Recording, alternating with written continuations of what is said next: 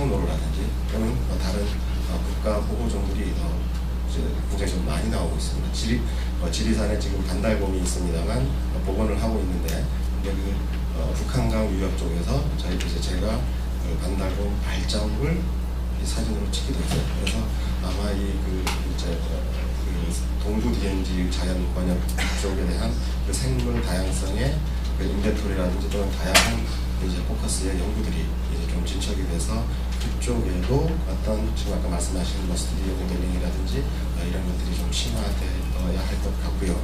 이 두 패턴은 아주 다르다고 봅니다. 서부는 말씀하셨던 습지나 저지대의 환경, 그래서 두rum이라든지 이런 그런 생물 다양성이 이제 포커스가 될 수 있으나 동부 DMZ의 경우에는 바로 이제 우리나라 백두대간이라는 큰 산맥과 이제 북한강이라는 이제 큰 물줄기가 있기 때문에 그런 생물 다양성의 그런 한 차이점이 바로 동부 DMZ의 특징이라고 가지고요. 그렇다면 예를 들어 동부 DMZ 쪽에 나타나는 종은 바로 서부에서 찾을 수 없는 야생동물 쪽에서는 아주 독특함을 보여주고 있습니다. 그래서 크게 어느 쪽에 났다라고 하는 것보다는 바로 동부 DMZ는 야생동물 쪽의 핵심 생물권이다라고 이제 저는 종종 평가를 하는데요. 그래서 그쪽에서 이제 그런 어떤 모델링을 이제 고려해야 될 것 같고, 사실은 제가 좀 그 부분에 대해서 좀 주장을 연구를 좀 해서 만들어낸 게 있긴 한데, 그게 뭐냐면 바로 지금 최근에 아까 월드 헤리티지 말씀도 하셨습니다만 생물권 보존 기록이라든지 또는 이런 논의를 함에 있어 저는 또 하나 DMZ 국립공원이라는 것을 추진을 했으면 좋겠어요. 저는 우선 국립공원이라고 하면 생물 다양성이 높아서 꼭 산만 있는 건 아니겠습니다만 동부 DMZ 쪽이 CCG 존의 폭이 가장 넓습니다. 이제 서부 쪽은 아무래도 이제 CCG 폭이 이제 면적이 좀 작기 때문에 많은 동부 DMZ 쪽을 DMZ 국립공원으로 지정을 해서 그 안을 만약 DMZ 안을 탐방을 하는, 예를 들어 지뢰가 위험하다면 어떤 이제 목재 데크를 활용해서 DMZ 안을 공부를 해서 저쪽 북한까지도 강로를 따라서 넘어갈 수 있는 이제 구상을 한다면 미래에 바로 이제 이 DMZ 우선은 우리 남한 쪽부터 DMZ 국립공원을 조성을 하고, 혹시나 이제 북한과 계속 접촉하면서 아까 우리 한춘리 이제 박사님께서 말씀하셨듯 북한의 어떤 협력을 이끌어내는 과정에서 북측으로 넘어갔을 때는 그 이제 입장료라든지 이런 것들 측에 제공함으로써 서로 윈윈할 수 있는 방법도 찾을 수 있다고 봅니다. 그래서 우선 우리 남한 쪽에서 DMZ 국립공원을 조성하고, 그다음에 북측에 해서 그거를 조성을 요청해서 DMZ를 평화 생태적으로 활용하는 방안도 이제는 논의해야 되지 않을까라고 이제 개인적인 생각입니다. 감사합니다. 네, 안녕하세요. 저는 강원도 인제에서 왔습니다. 한국 DMZ 평화생명동산에서 일하고 있고요. 제가 서울에서 이제 활동을 하다가 인제로 간 건 한 3년 정도 됐습니다. 그곳은 이제 저희가 일하고 있는 곳은 이제 DMZ하고 불과 이제 한 10km 정도 떨어지지 않은 아주 가까운 도시고요. 그 지역의 주민들도 이제 DMZ를 근간으로 해서 마을이 만들어진 지가 전쟁에 이제 휴전이 되고 나서 56년 이제 60년대에 첫 마을 만들어주고 80년도에 두 번째 마을이 만들어졌어요. 불과 30년에서 한 50년 정도 된 거죠. 그 마을도. 그곳에서 이제 활동을 하면서 저희는 이제 교육을 주로 중심으로 합니다. DMZ 생태계, 문화, 역사적 가치, 그리고 이제 평화와 생명, 그리고 통일의 중요성에 대해서 주로 이제 교육을 많이 하고 있고, 1년에 한 160여 차례 교육이 진행이 됩니다. 물론 당일도 있고 1박 2일 이상도 있습니다. 반 이상, 1박 2일 이상이 진행되고, 학생에서부터 외국인, 그리고 군인까지도, 그 지역에 군인이 사실 민간인보다 훨씬 많이 살고 있거든요. 군인들까지도 이제 교육을 진행하면서, 그리고 또 지역의 주민들과 대화를 하면서 느꼈던 것을 토대로 해서 간단하게 이제 말씀을 드리겠습니다. DMZ에 대한 관심은 굉장히 90년대 후반, 2000년대 초반에 이제 급격히 이제 많아지기 시작했습니다. DJ 정부 때 이제 우리나라 이제 적경생물권 보전지역 지정하자고 하면서 높아졌는데, 그러면서 이제 국내 이제 중앙정부도 그렇고 이제 강원도, 경기도 지자체들도 그렇고 굉장히 많은 계획을 이제 발표를 했습니다. 많은 계획들, 특히 뭐 보존이든 이용이든 개발이든 규제 하나든 보존만 해도 뭐 강원도는 유네스코에서 뭐 세계유산을 등록하겠다. 환경부는 이제 올해 이제 등록을 이제 시도했었는데 생물권 보존 지역을 지정하겠다. 그리고 또 지금 강원도에서 이제 그 강원대학교에서 추진하고 있는 것 중에 하나가 지질공원 이런 걸 추진하고 있습니다. 그래서 이제 보존도 굉장히 많은 것들이 있고 국내법으로만 해도 이제 국립공원, 뭐 산림유전자원 보호림, 문화재청의 문화재 보호구역, 생태계 보호지역, 뭐 습지 보호지역 굉장히 많은 것들이 그런 많은 계획과 그리고 이제 이용 그리고 개발 사업들이 이제 추진이 되고 있는데 이렇게 보면은 첫 번째 문제는 국가적으로 이것이 종합적이고 체계적으로 검토가 되고 있느냐 하는 부분이 이제 제가 이제 그 지난 한 10년 동안 보면서 드는 느낌입니다.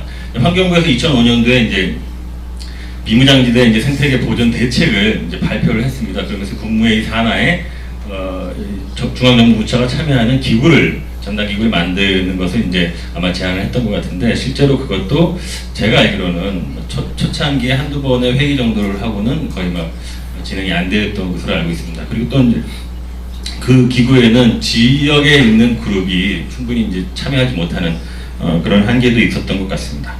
그리고 이제 그 다음으로 국가를 말씀드렸는데 뭐 이제 시간이 없으니까 지역에 가보면은 국가에서 진행되는 거에 대해서 정확하게 또는 뭐 정확하지 않더라도 뭐 듣거나 아니면 뭐 이런 것이 거의 없어요. 제가 있는 동네만 하더라도 거의 없고 전혀 이제 그 지역 주민들하고는 이제 공감대가 형성되기가 너무 먼 그런 얘기다 이런 생각이 많이 들고요. 특히 이 지역들의 특성을 보면은 대부분 전쟁 시에 38선 이북 지역에 있던 지역입니다. 그러니까 북한 땅이었던 거죠. 전쟁 전에는 북한 땅이었습니다. 그러다 보니까 현재 그 지역에 살고 있는 사람들은 대부분 그 당시 전쟁 전부터 살고 있던 사람들은 거의 없습니다. 특히 이제 저희가 살고 있는 지역만 하더라도 단 한 명, 단 한 가구만 그 전쟁 전부터 지금까지 살고 있지 나머지는 대부분 외부에서 들어왔습니다. 그러다 보니까 이 마을이 민통선 이북 지역이 만들어지면서 마을의 역사도 짧고 사람들 간의 어떤 관계 형성도 굉장히 짧습니다. 그러니까 다른 우리나라의 어느 농촌과는 좀 다른 형태를 가지고 있고 특히 또 이 마을들은 군인이 그 제가 살고 있는 마을만 하더라도 민간인 숫자보다 훨씬 많습니다.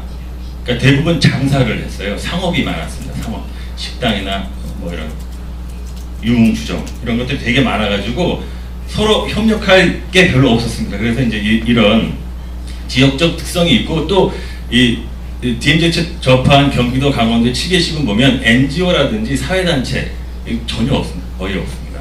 그러니까 이런 이 국가적인 어떤 DMZ에 대한 보전이나 이런 얘기들이 내려갈 통로가 제가 볼 때는 뭐 행정적인 통로 외에는 거의 없고 밑에서부터 올라오는 것도 기대하기 굉장히 어렵습니다.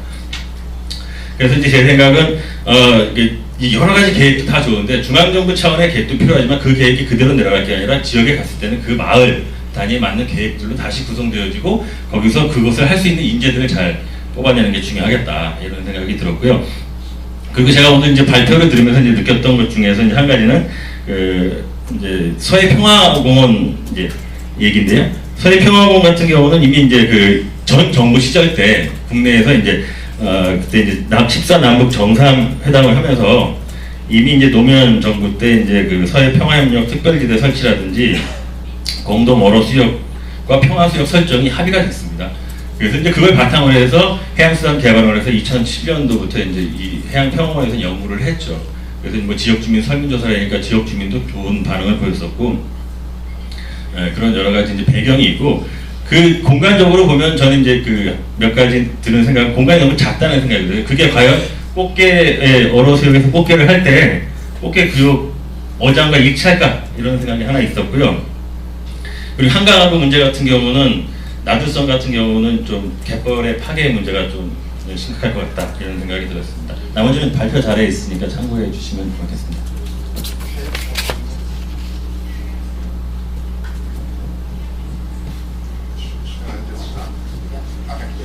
Yeah, first of all, I would like to thank the organizers for inviting me from Germany to this session here. I think referring to the presentation of Ms. Park, we can see, or we have seen that the DMZ is impressed by an outstanding biodiversity in terms of landscape, ecosystems and species. The main reason therefore is the remoteness and low level of human impact during the last 60 years. The situation is very comparable to the situation at the area of the former Iron Curtain in Europe, and especially in Germany, where we had for 40 years also an inaccessible border area. We nowadays call this the Green Belt. You have seen the Green Belt share in the presentation. On the other hand, I think the DMZ is facing a lot of potential threats which could arise from future free access into the DMZ. I expect, for example, a big pressure for roads, intensively agricultural use, forestry, but also unsustainable touristic development. Mr. Hahn discussed in his presentation the opportunity for the development of a transboundary biosphere reserve along the DMZ as a very useful approach for both the long-term protection of the outstanding natural values as well as for sustainable economic development. I can agree fully with him. This corresponds very well with our experiences from 3 biosphere reserves which have been implemented cross-border along the German Green Belt. He presented several examples, of which the Kangeo Mangrove Biosphere Reserve in Vietnam I think is very remarkable, and it gives an additional aspect in terms of a future DMZ Biosphere Reserve. He told us that the reserve also contributes to heal the wounds of war. This means that additionally to the 2 main targets, it was biodiversity and sustainable development, the third goal should be added. A DMZ Biosphere Reserve should also become a living monument for the younger Korean history. In Germany, this combination was the key strategy for achieving a broad consensus among people, political leaders, to protect the former border area. The Green Belt as part of a national natural heritage. As Mr. Hahn pointed out, one key factor for a successful nomination and implementation of a biosphere reserve is the strong involvement of local people and local stakeholders through a strong bottom-up approach. I agree with him. When I take into account our experiences from biosphere reserves in Germany and other protected areas. Only if the locals are aware of the national or even international importance of the DMZ's values, they will actively support this idea. Usually, economic benefits are the most prominent instrument to raise awareness. This underlies the importance of and need for sustainable economic development of the DMZ. But in the case of the DMZ, I have some concerns which should be taken into account. As I mentioned before, we can expect a lot of economic pressure and interest in the future which are not directly related to the interests of the local people, but related to and initiated by big enterprises. This could be very contrary to the goals of a biosphere reserve, and would not be in the facing or fitting the interests of the local people. What are the consequences of that? I think that the mentioned bottom-up process has to work hand in hand with a top-down approach. There is a strong need to raise awareness with and active support of the DMZ Biosphere Reserve by the Korean people all around the country to develop this as a national monument that is more important than only for the people in the 2 provinces. And there is also a strong need for support by politicians and all kinds of involved authorities. Best would be, excuse me please, best could be a direct protection by law of these DMZ. And also, I think there should be a broad cross-party consensus, as we have in Germany. DMZ has to be promoted and labeled as a very important piece of the national heritage, as valuable as the most important cultural monuments. In case of the German Green Belt, we have been very successful in terms of using a combined approach. Bottom up, in cooperation with local authorities and engaged NGOs, we started a number of local and regional projects and initiatives like the project Experience Greenbelt. And top down, for many, many years, a lot of public relation activities have been carried out by our agency, by local politicians, but especially by NGOs, for example, like the Friends of the Earth Germany. As one result, we are receiving now a strong support by all German parties, the government, even the Chancellor and the President, and most authorities since a couple of years already. This process today is also supported by a representative regulation in the German nature conservation law. Actually, we and our partners from different European countries are also considering the possibility for starting the process of nominating the European Greenbelt as a World Heritage Site. So I think taking these aspects into account and adding two main ideas, the monument idea and the public relation activities to bring everybody, especially the politicians of the world, could be a good approach for future DMZ Biosphere Reserve. Thank you. Thank you.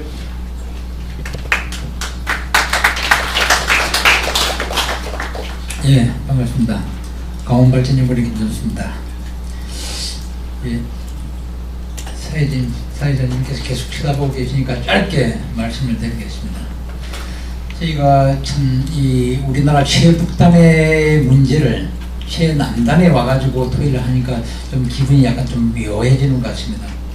다음은 좀 2차로 좀 다음은 접경 지역에서 좀 심도 있게 아마 2014년에 또 우리 강원도에서 좀 이루어지면 더 좋지 않겠나 이런 생각이 듭니다. 그리고 세 분의 그 발표자께서는 각각 그 분야에서 아마 그 각각 분야별로 따로따로 세미나를 개최해도 좀 심도 있게 더 깊게 토론할 수 있는 여지가 많이 있는 것 같은데 제가 간단 5분 내에서 좀 이때까지 들었던 문제라든지 저희 생각을 간단하게 말씀을 드리겠습니다.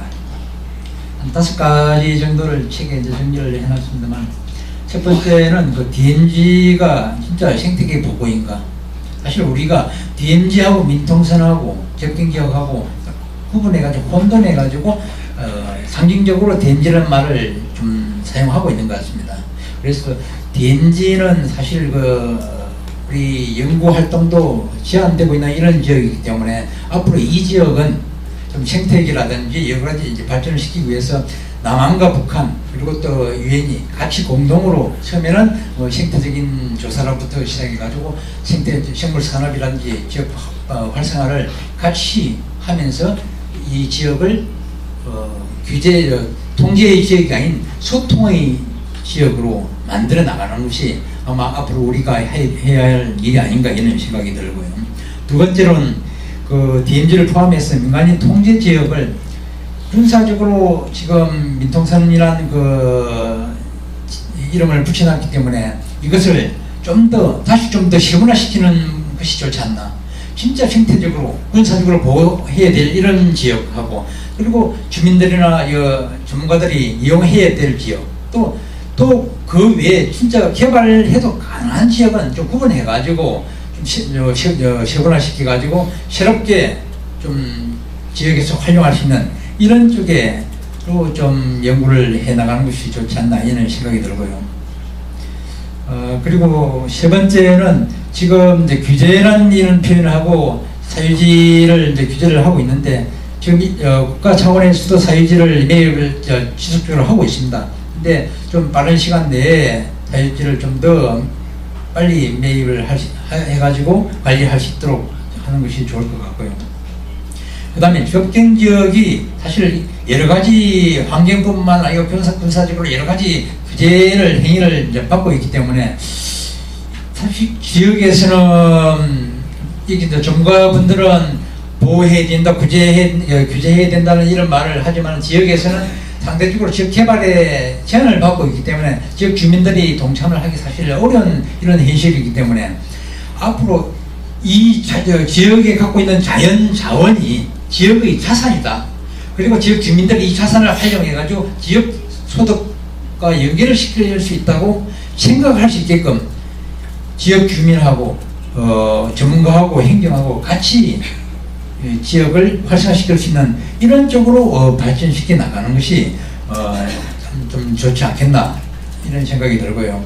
또 이제 한 가지는 지금 이제 군사 지역이기 때문에 지금 군인들이 군사시설하고 군인들이 많이 상주를 하고 있습니다. 그래서 이 군인들하고 민간인들, 주민들하고 같이 공동으로 참여할 수 있는 이런 프로젝트를 만들어 가지고 군사지역 규제 지역이 아니고 같이 누리는 이런 지역으로 만들어 나가면 아마 그 우리가 말하는 그 DMZ 군사지역과 그 환경적으로 규제를 받는 이런 지역들이 오히려 잘 활용되면서 주민들이 거기 있는 주민들이 그 지역을 지켜나갈 수 있는 그런 지역으로 탈바꿈하면 좋지 않겠나 이런 생각이 듭니다. 감사합니다.